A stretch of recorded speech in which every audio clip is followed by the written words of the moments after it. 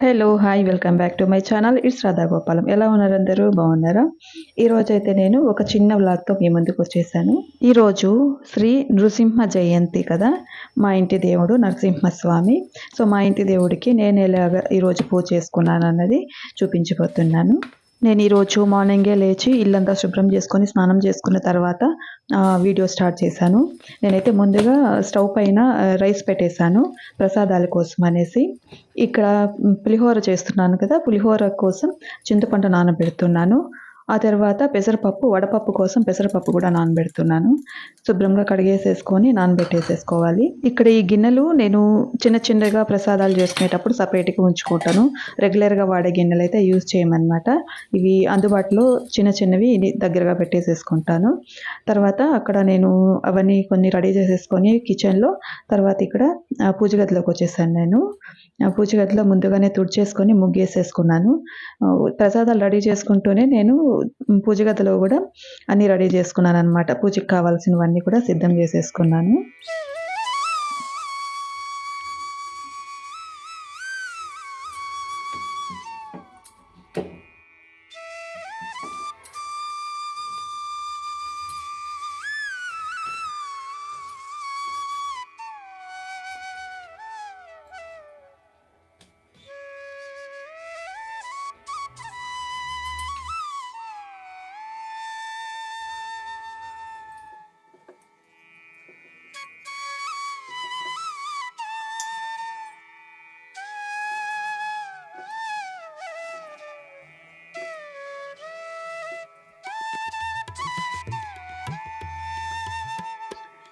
నేను పూజ గదిలో కొద్దిగా రెడీ చేసుకున్న తర్వాతకి అప్పటికి కుక్కర్ విజిల్ వచ్చేసిందనమాట. ఇక స్టవ్ ఆఫ్ చేసేసి పక్కన పొంగల్ కోసం పెసరపప్పు పెట్టాను.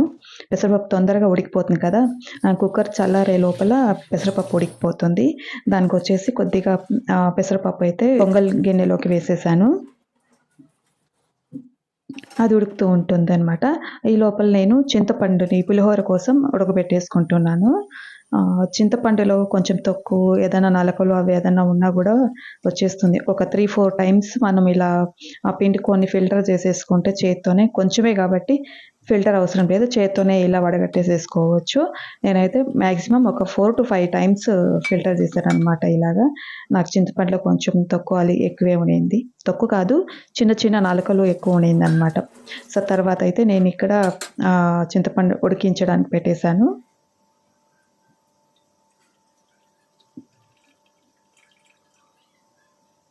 అందులోనే కొద్దిగా పసుపు, ఉప్పు, ఆయిల్ గూడా వేసేసుకున్నాను.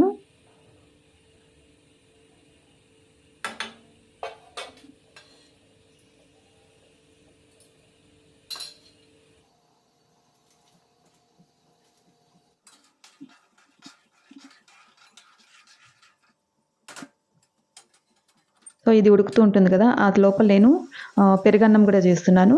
పెరుగన్నం కోసము పులిహోర కోసం పచ్చిమిరపకాయలు కట్ చేసుకున్నాను. పెరుగన్నం కోసం ఒక్క పచ్చిమిరపకాయి, అలాగే కొద్దిగా ఒక చిన్న అల్లం ముక్క తురుమేసి పెట్టేసుకున్నాను. ఇటుపక్క పెద్ద పచ్చిమిరపకాయలేమో పులిహోర కోసం.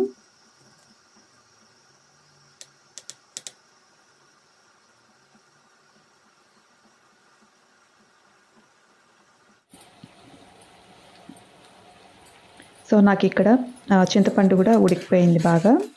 ఇక దీన్ని నేను తీసి పక్కన పెట్టేశాను. చల్లారేపాటికి ఇంకా గట్టిగా అయిపోతుంది. కాబట్టి ఇంత మాత్రం ఉడికితే సరిపోతుందనమాట.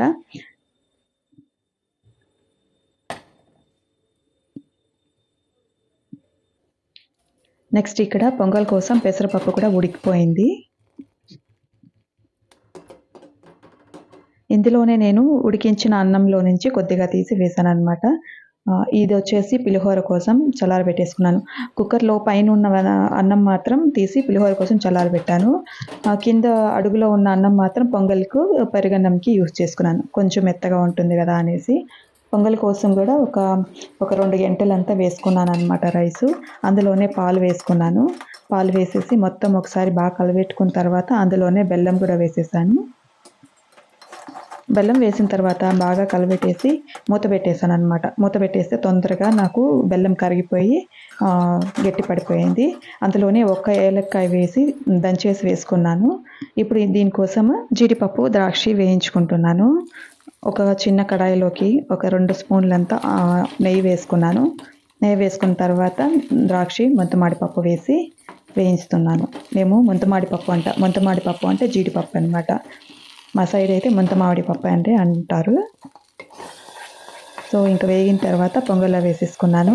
ఇందులోనే ఒకే చిటి కూడా కాదు, ఒక ఆవగింజంతా పచ్చకర్పూరం వేసాను. క్వాంటిటీ తక్కువ కదా, ఎక్కువ వేస్తే మళ్ళీ బాగుండదు. టేస్ట్ మాత్రం అమేజింగ్.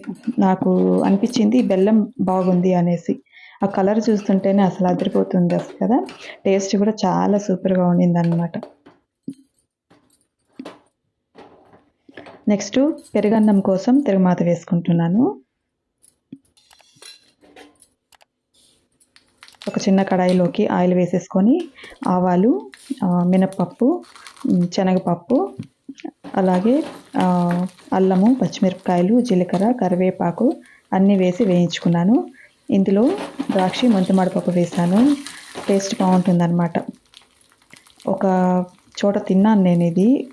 కుంభాభిషేకం ప్రసాదంగా పెట్టారు. జీడిపప్పు, ద్రాక్ష అన్నీ వేసి బాగుండింది టేస్ట్. అప్పటి నుంచి నేను కూడా వేస్తాను అనమాట ప్రసాదాల్లో. చాలా టేస్ట్గా ఉంటుంది. పెరుగన్నంకి తిరుగుమాత అయిపోయింది కదా. సో దీన్ని అయితే పక్కన పెట్టేసేసుకున్నాను. మనం ఎంత గెరిటె యూజ్ చేసినా చెయ్యి వాడకపోతే అది టేస్ట్ రాదనమాట. సో అది పక్కన పెట్టేసేసి ఇంకా పులిహోర కోసం రైసు, చింతపండు గుజ్జు చల్లారిపోయింది. ఆ రెండింటిని వేసి కూడా కలబెట్టేసేసుకున్నాను.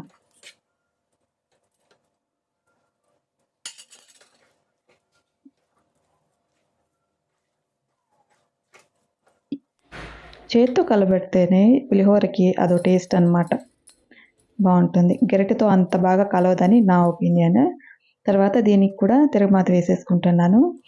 కడాయిలోకి ఆయిల్ వేసేసుకొని ఆవాలు, శనగ్గింజలు, మినప్పప్పు, శనగపప్పు, ఎండుమిరపకాయలు, పచ్చిమిరపకాయలు, జీలకర్ర, కరివేపాకు అన్నీ వేసి వేయించుకున్నాను.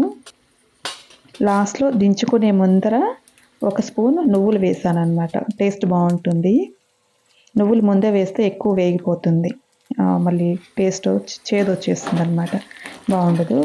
ఇంకా దించేస్తాము అన్నప్పుడు వేసి బాగా కలబెట్టేసి దించేసుకుంటే ఆ వేడికే నువ్వులు వేగిపోతుంది. ఇంగువ కూడా వేసాను, అందులో కొద్దిగా ఇంగువ వేసాను, చిటికెడంతా ఇంగువ వేసాను. ఇందులో మిరపకాయలు కూడా బాగా నల్లగా వేగిపోవాలి, అప్పుడే టేస్ట్ బాగుంటుంది. ఆ వేగిన స్మెల్ ఉంటుంది కదా, ఎండుమిరపకాయలు వేగింది, అదే పులిహోరకి టేస్ట్ పచ్చిమిరపకాయల కన్నా కూడా. సో ఇక్కడ పులిహోర కూడా అయిపోయిందనమాట.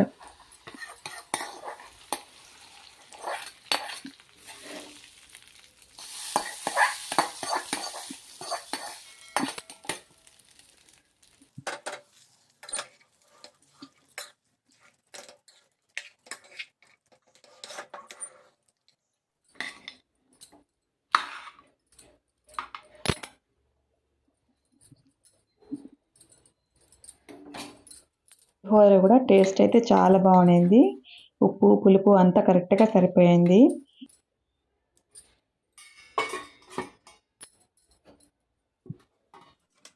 నెక్స్ట్ ఇక్కడ వడపప్పు కోసం పెసరపప్పు నానబెట్టాం కదా, అది నీళ్ళన్నీ వంపేసి గిన్నెలోకి, ప్రసాదం గిన్నెలోకి తీసుకుంటున్నాను. ఇందులోకి పైన బెల్లం చల్లుతాము, లేదా చక్కెర అయినా చల్లుకోవచ్చు. నెక్స్ట్ ఇక్కడ పానకం రెడీ చేస్తున్నాను. పానకం కోసం ఒక గిన్నెలోకి ఒక గ్లాస్ అంతా నీళ్లు తీసుకున్నాను. అందులోకి సరిపడ్డంత బెల్లం వేసుకున్నాను. ఈ పానకంలోకి ఒక్క మిరియం, క్వాంటిటీ తక్కువే కదా, దానివల్ల ఒక్క మిరియము, కొద్దిగా యాలక్కి పొడి, రెండు చేరి ఒక చిటికెడు అంతే వేసాను. అలాగే చిన్న ఆవగింజంత పచ్చకర్పూరం వేసాను. టేస్ట్ చాలా బాగుండింది పానకం కూడా. అల్లం, ఇది డ్రై జింజర్ ఉంటుంది కదా, ఎండు శొంఠి పొడి కూడా వేసుకోవచ్చు, బాగుంటుంది. అది ఆ గ్లాస్‌లోది నిన్న ఈవినింగ్ పెట్టాననమాట. నిన్న మంగళవారం సాయంకాలము స్వాతి నక్షత్రం ప్లస్ చతుర్దశి నరసింహస్వామికి చాలా ముఖ్యమైన రోజనమాట. సో, దానికని నేను నిన్న సాయంకాలం 6 గంటలకి గడపకి పూజ చేసుకున్నాను. చాలా మంచిదన్నారు అలా చేసుకుంటే. లక్ష్మీ నరసింహస్వామి ఉగ్ర రూపం దాలుస్తాడు కదా! ఆ సమయంలో హిరణ్యకశిపుడిని 6 గంటలు అంటే 6 గంటలు అని కాదు కానీ అటు రాత్రి, పగలు కాని సమయం అనమాట. సంధ్యా సమయంలో ఉగ్ర రూపం దాల్చి హిరణ్యకశిపుడిని సంహరిస్తాడనమాట. ఆ టైంలో మనము స్తంభంలో నుంచి వచ్చి సంహరిస్తాడు కదా! సో, ఆ టైంలో మనం మన ఇంటి ద్వారానికి కూడా ఇంటి ద్వార స్తంభం ఉంటుంది కదా! పూజ చేస్తే మంచిది. నృసింహస్వామిని ఉగ్ర రూపం నుంచి శాంతింపచేయడానికి ఆ పూజ చేయాలన్నమాట. కాబట్టి ఇంటి ద్వారానికి పూజ చేస్తే మంచిది అని విన్నాను. నాకు కూడా తెలీదు. ఇన్ని సంవత్సరాలైతే మేము మామూలుగా పూజ చేసుకునేవాళ్ళం. కొన్ని వీడియోస్ చూడటం వల్ల ఒక కన్నడ యూట్యూబ్ ఛానల్ చూసాను. ఒక స్వామీజీ గారు చెప్పారు.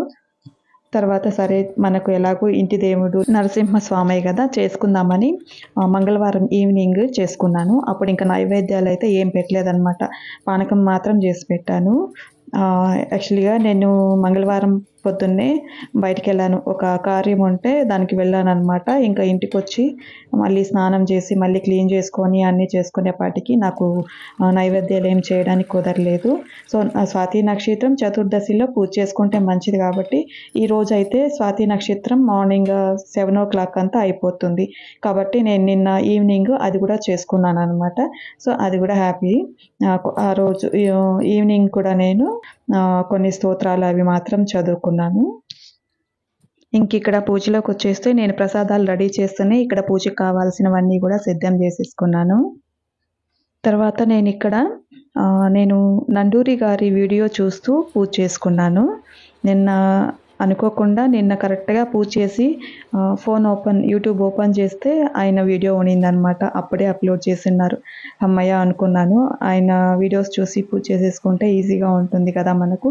పీడిఎఫ్ ఉంటుంది. మనం ఈజీగా చదువుకొని చేసేయొచ్చు. లేదా వీడియో ప్లే చేస్తూ కూడా చేసేసుకోవచ్చనమాట.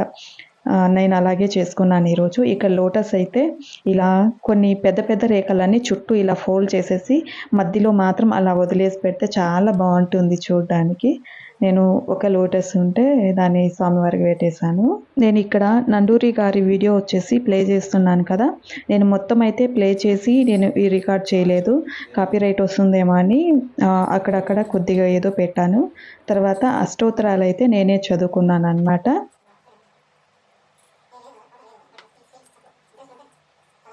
శివాయ స్వాహ, నారాయణాయ స్వాహ, మాధవాయ స్వాహ, గోవిందాయ నమః, విష్ణవే నమః, మధుసూదనాయ నమః, త్రివిక్రమాయ నమః, వామనాయ నమః, శ్రీధరాయ నమః, ఋషికేశాయ నమః, పద్మనాభాయ నమః, దామోదరాయ నమః, సంకర్షణాయ నమః, వాసుదేవాయ నమః, ప్రద్యుమ్నాయ నమః.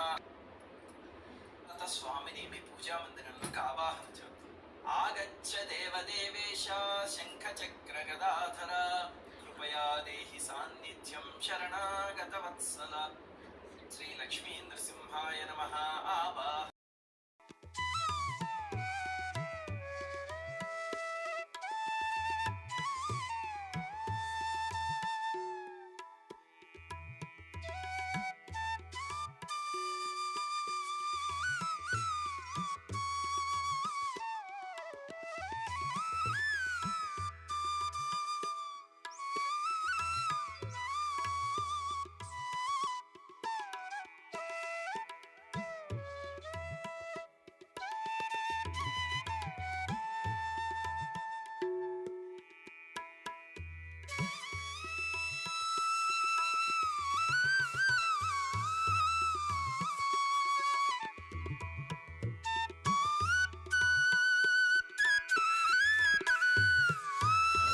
ఓం నారసింహాయ నమః, ఓం మహాసింహాయ నమః, ఓం దివ్యసింహాయ నమః, ఓం మహాబలాయ నమః, ఓం ఉగ్రసింహాయ నమః, ఓం మహాదేవాయ నమః, ఓం స్తంభజాయ నమః, ఓం అగ్రలోచనాయ నమః, ఓం రౌద్రాయ నమః, హరయే నమః, ఓం కోలాహలాయ నమః, ఓం చక్రినే నమః, ఓం విజయాయ నమః, ఓం జయవర్ధనాయ నమః, ఓం పంచననాయ నమః, ఓం లక్ష్మీ నృసింహాయ నమః, ఓం సర్వాత్మనే నమః. ఓం ధీరాయ నమః. ఓం ప్రహ్లాదపాలకాయ నమః. ఇది శ్రీ లక్ష్మీ నృసింహ స్తోత్ర శతనామావళిః.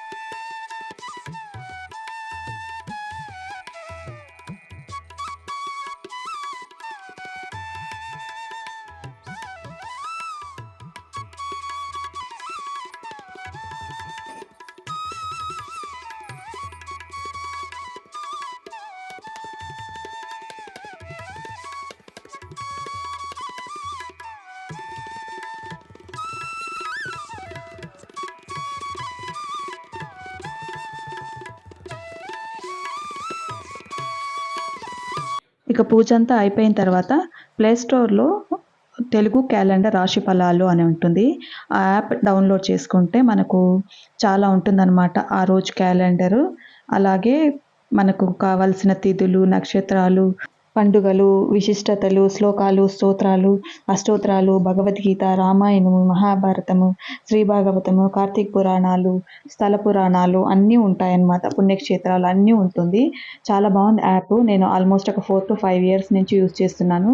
అందులో వచ్చేసి శ్రీ భాగవతంలో 149వ చాప్టర్ నుంచి 160 వరకు హిరణ్యకశిపుడి స్టోరీ ఉంటుందన్నమాట.